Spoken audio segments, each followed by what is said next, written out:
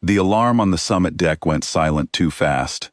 That was the first thing I noticed, and it was already too late to matter. My name is Vren Tall, and I was the junior translator assigned to the human delegation at the Concord Summit on Station Ilvara. I am not human.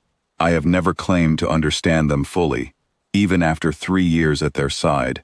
But on that day, I learned something about them that no report, no history file, and no polite dinner conversation had ever prepared me for.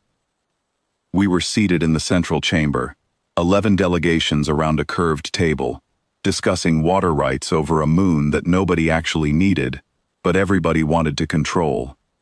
Elena Marsh led the human team. She was calm, always calm, the kind of calm that made other species relax without realizing why.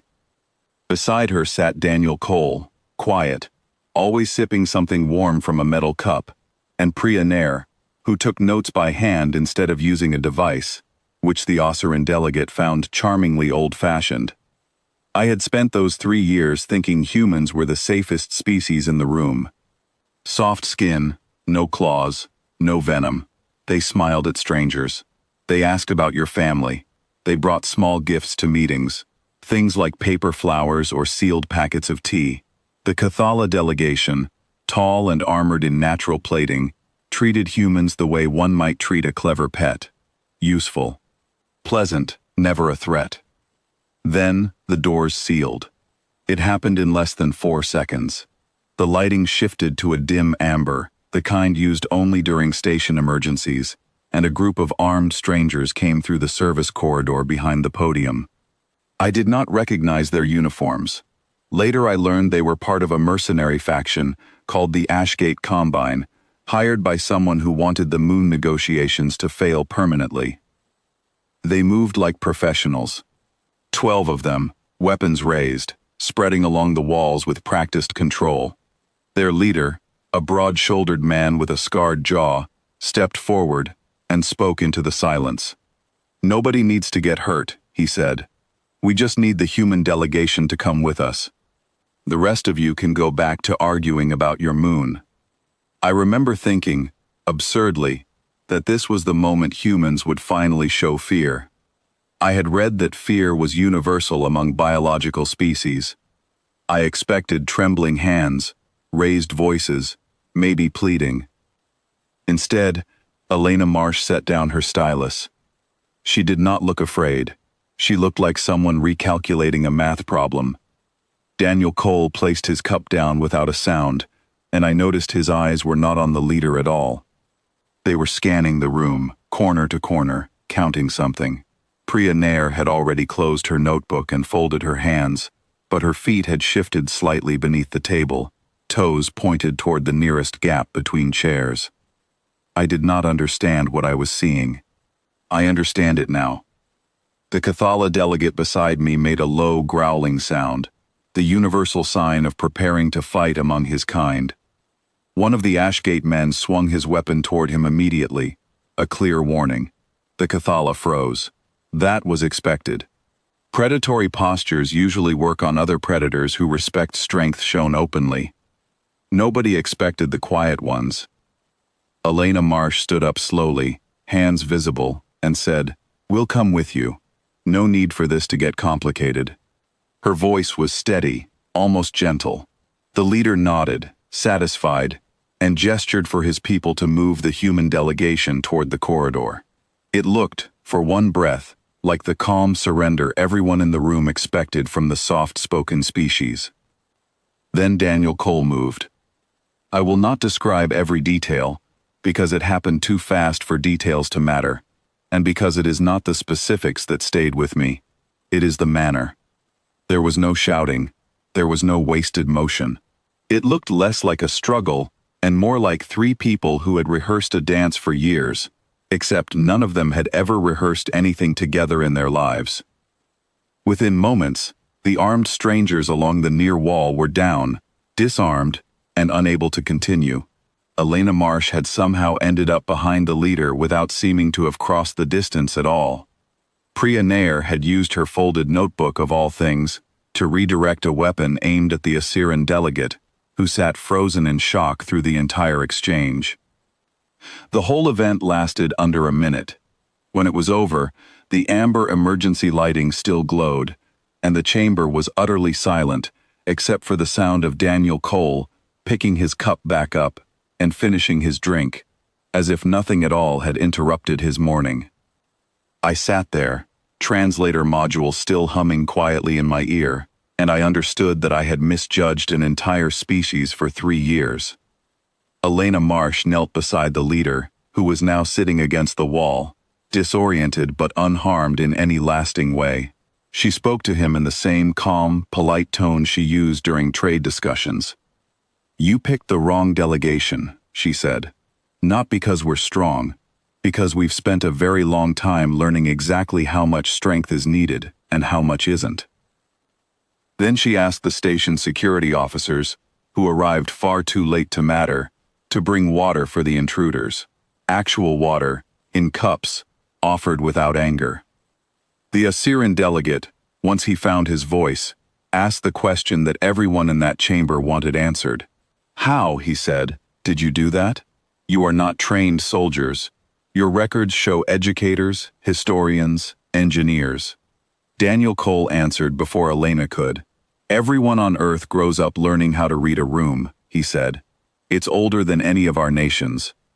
Older than our cities. We just never stopped needing it." I asked Priya Nair privately, later that evening, what she meant when she said their species had never stopped needing it. She explained something that reshaped everything I thought I understood about her kind. "Humans," she told me, "were once one of the smaller predators on their world.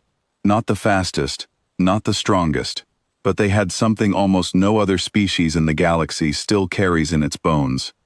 Endurance, patience, and the ability to work together in complete silence when the moment called for it. They had hunted animals many times their size, not through claws or venom, but through tracking, timing, and an unshakable calm under pressure that never left, even after their world became peaceful. We stopped needing to hunt for food a long time ago," she said. "But the instincts didn't disappear. They just found new jobs. Diplomacy, negotiation, patience at a table for hours while everyone else grows impatient. It all comes from the same place." I asked her if she was afraid of what had happened. She smiled, the same soft smile she used during trade talks. "No," she said, "I was worried for the people who attacked us. Not because we hurt them, because now they know." That sentence stayed with me longer than the event itself. The following day, the summit resumed, as though nothing unusual had occurred. Elena Marsh discussed water distribution rights with the same warmth and patience she always had. Daniel Cole poured his drink and listened more than he spoke. Priya Nair took notes by hand, occasionally smiling at something the Kathala delegate said, the same Kathala who now watched the human delegation with a completely different kind of attention. Word of the incident spread quickly through the station, then through the wider Concord network. Other delegations began requesting updated files on human history, human behavior, human biology. What they found unsettled many of them far more than the actual event had. They learned that humans had once tracked prey across open plains for days without rest, using nothing but observation and patience. They learned that human ancestors had faced creatures larger and stronger than themselves, and had survived not through raw power, but through cooperation, timing, and calm decision-making under extreme pressure.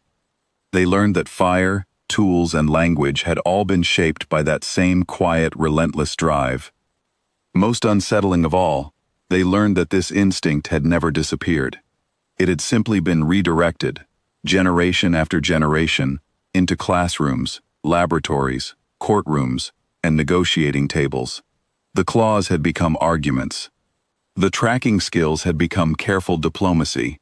The stillness before a hunt had become patience during a stalemate. I remember the Assyrian delegate saying, during a private conversation days later, that he no longer saw the human delegation as the gentlest species at the table. He said he now understood that they were simply the most controlled. "They are not soft," he told me. They are restrained. There is a difference, and it took me far too long to understand it. By the end of that summit, the water rights agreement was signed without further incident. Every delegation at that table, myself included, walked away with a changed understanding of the quiet species who smiled, offered tea, and negotiated with endless patience. I think of that moment often, the amber lighting, the stillness before Daniel Cole set down his cup, and the silence that followed.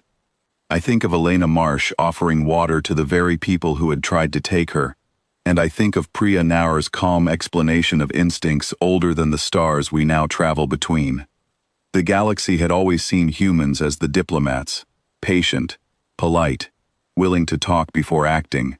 That much was true, and it still is.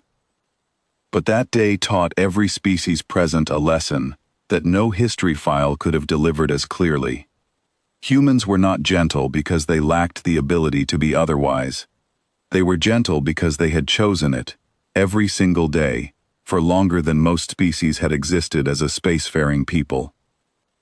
And somewhere behind that choice, quiet and patient, waited the instincts of something that had once hunted under open skies and never truly forgot how. That is the part the galaxy finally understood. Not that humans were dangerous. Every species has some capacity for danger. What made humans different was that their calm was not weakness pretending to be strength. It was strength choosing, again and again, to wear the shape of calm. I do not know if the galaxy will ever fully trust that choice, but after that day, nobody at the table ever mistook it for softness again.